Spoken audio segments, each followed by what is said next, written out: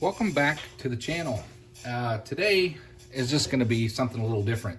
The theme of the channel is to make things a little better than they were, one project at a time.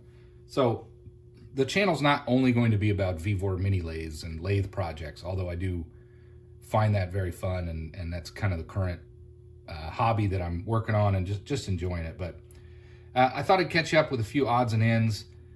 You know, when you go to Harbor Freight, you always buy a little something. Well, I used up almost the last wire brush that I had. These little things just fly everywhere. And I used up, cleaning up that rod. It'll be in a future video, or it might be in the past video, but I wanted to get all the dirt off the threads of that large rod that I had gotten from my brother. And these things just go everywhere. So I picked up another one of these. That way I've got it for when I want to clean up more material. I also did not have any flap discs. Those threads are really hard on that rod. Let me grab a piece of that. Hang on, I'm gonna pause you. I'll bring you right back. So this is what I was talking about. The threads on this steel bar that I'm working on reclaiming for materials to practice with mostly. I know it's hard, it's not ideal, like 6061 or aluminum or brass would be, but this is what I got. It was free. Anyway, I had a couple flap discs, and those were so used that I couldn't really grind this down. But my idea is to knock off these threads using a grinding disc, a grinding wheel, before I go to the lathe and just destroy tooling and tool bits. These things are Harbor Freights, but they're cheap, and that should give me a head start on cleaning down all of these threads. These threads are incredibly hard. When I was machining a test piece, it was so hard to get through those threads that by the time I finally got through, then the inner material would really machine down pretty nicely. So anyway, my idea this time is to grind away most of this threaded material, because I'm not going to use it like that anyway. I want to get down to a raw clean bar of stock. And but that's what these are for. Again, these were clearance ones at Harbor Freight, less than $2 a piece. So I got those. I went ahead and got just a cheap sharpening stone, really so that when I'm grinding my own tool bits, I can hone the burrs and deburr those tool bits that I'm grinding. And finally, this was next to nothing. I did get I want to get some carbide die grinder bits, but goodness, even at Harbor Freight, those things are $70, $85 bucks, and that's for Harbor Freight brand. I'll get those someday, but I'm not spending that kind of money. So I settled on some rotary rasp set. That way, when I get my die grinder out, I can maybe, if I do have a need, this thing was really cheap. At least I've got some options for grinding away different materials. But anyway, that came. So that's it for the new tooling. It's not really, it's more replenishing some tools that I'd used up. But anyway, I thought I'd share that with you. But today, I got this. This was for my brother. This stopped working, and I thought, well, it kind of works. It's kind of flaky. It's in and out. And I thought, well, today let's take this thing apart. Rather than throw it away, let's see if we can get this to work. What is it? It's a stud finder. If you have drywall in a home or you're a homeowner, it's very, very likely that you have one of these. And what you do is you put it on the wall, you push your button, move it across the drywall until the lights light up, and it'll tell you where your stud is. Stud finder. So let's take this apart. Maybe we'll test it and see what's wrong with it, but I did test it earlier, and it's just flaky. It doesn't really work. Sometimes it won't turn on. So I'm wondering if there's a loose connection in here. Maybe we can solder it back on and make this thing work again. I'm going to pause you here. I'm going to go get the one that I have that I've had for 20 years, and I'll show you the difference and why I thought, well, I'd rather have this one if I can make it work. I'll be right back. All right, so this is the one I've had. Incidentally, it's the same brand. That thing it's got to be 20 years old. This is a new, more modern one. Apparently they don't build them like they used to, but This one is quite old. I don't think there's a date. 1997 is the date on this thing. There's a new one. This one, see if there's a date on it.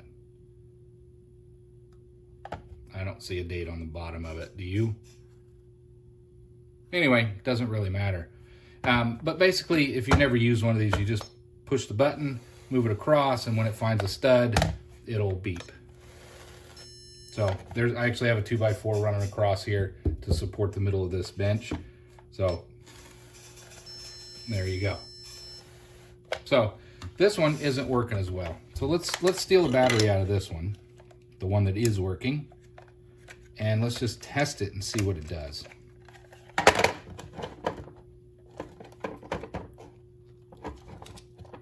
Grab a screwdriver.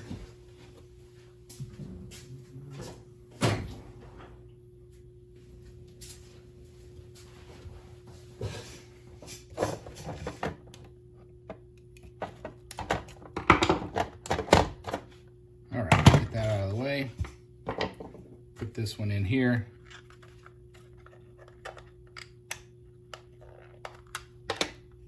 Positive, negative.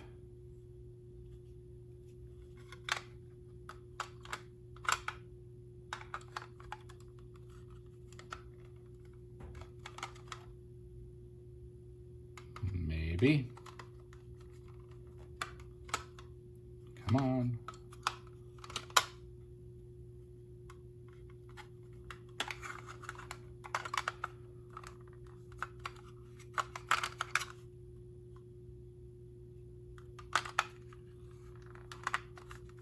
We'll just jam it in there.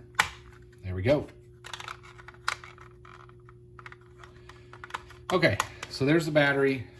It kind of comes on, says it's ready. So it's nice. It's got a little bit of a light. Pops up. Goes down, it's kind of got an arrow, and now the thing just stops. Anyway, there's a loose connection in there. After you use it so often, it kind of stops working, like it won't turn on. So we think that there's a loose connection where the button is.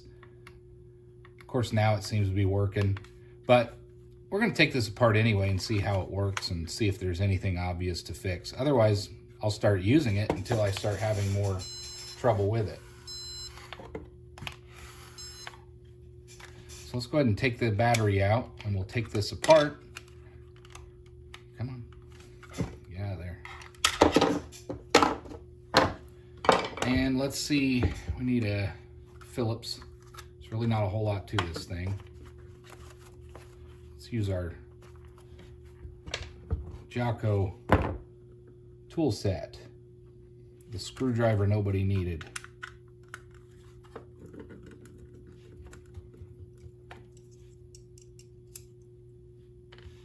Get that out of the way.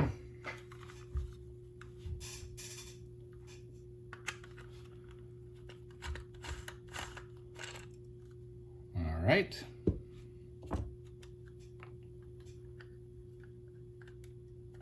Got our button back here. That's fine.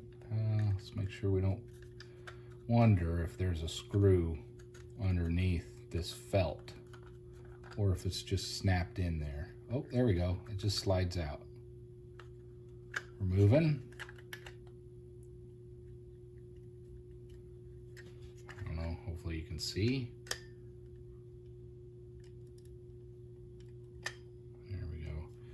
Don't want to break it. There we go. So that's just a plastic cap holding that on. This, there's not much. That's just a plastic detent to push this button. I don't see any obvious wires burnt. I don't see, unless this one is a little fried. Let's see. I don't know how well that's coming in. It's possible that this diode, I guess it would be, I'm guessing, I'm not an electrician. I wonder if maybe that's burnt a little bit and could be replaced. Big Clive would be able to help me with that. But it does still work. I think what we're going to do is leave it intact and just start using it and see if any other problems crop up. I don't see any problems on the back side. There's no shorts. But the spirit of this video is, let's say that you're having a problem and it's something obvious. Well, something obvious in here could be, let's say somebody got too aggressive and pushed this button too hard and crushed this button that turns it on and off, and maybe wiggled loose one of these connections. And so there's a through connection on your push button that goes to the back side of the board, and you can look and see if any of that is loose. And so sometimes with these little components, even though these are throwaway devices, take them apart. Maybe you'll see a little trace that just could use a little touch of solder. You can get a soldering iron for next to nothing at any hardware store, anywhere out there. But if you see something obviously wrong in here, or this is bent or loose, you can just put a touch of solder and just reestablish that connection and maybe bring some new life into something rather than throw it away. We are a throwaway society, but I always try my best to use things and make them last as long as we can. You know, that's the spirit of this channel, trying to keep things running and avoiding just buying new stuff just because something stops working. Let's go ahead and put this thing back together. I don't see any obvious signs of a problem other than perhaps this diode. I don't have any of those anyway if I wanted to replace it, but it is something you could replace. If you knew, you could look online and find out what the colors and D3 means, and maybe get a replacement one for pennies. I'm quite sure of it. Go to Radio Shack, and then you would just, use your solder wick and desolder this, pull that off, put the new one on, clip the ends off, and then you try it again, see if it fixes it. Let's assume it's fine, and until we do some more testing. If it does continue to have a problem, that's a suspect area. That's the only thing that looks a little discolored to me. Then we'll take it apart, and I'll see if I can locate one of these from an old component or something and see if we can get this working. Well, let's say we fixed it. Let's put it back together. This just sits in here nice and easy. This kind of clips onto these two knobs at the top. Slide that back up, and we get that down in there. There we go. And then this should slide down. Oh, there we go. So that's it, but I got to get this to seat. It's not quite how I want it. Yeah, let's get this. Actually, I think we need to get this. There we go. There, that's a better way to do it. There's a notch here to set that in. Now we can put it up into these two notches. Get it up here, push it in, and slide it back. There we go. Slide that back. Let's put our screw back in.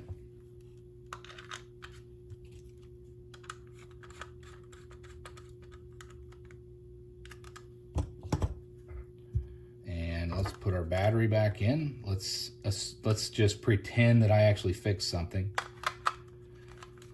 Get that in there. Put this back on. And let's test it out.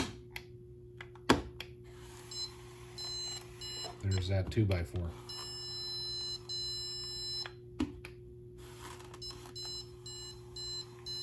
See, it's beeping. Maybe that's the problem. There we go. So that's where it is. But it is a nice one. It's got a nice arrow. Certainly, it shines up on the drywall better. You can kind of see that a little bit. Anyway, that's it. I mean, if you have something that's not working, don't be afraid to take it apart and see if you can fix it. You don't always have to throw everything away. That's going to conclude this short video. I'll probably throw it out there just in the mix of my other videos, and Anyway, I appreciate you watching and hope to see you next time.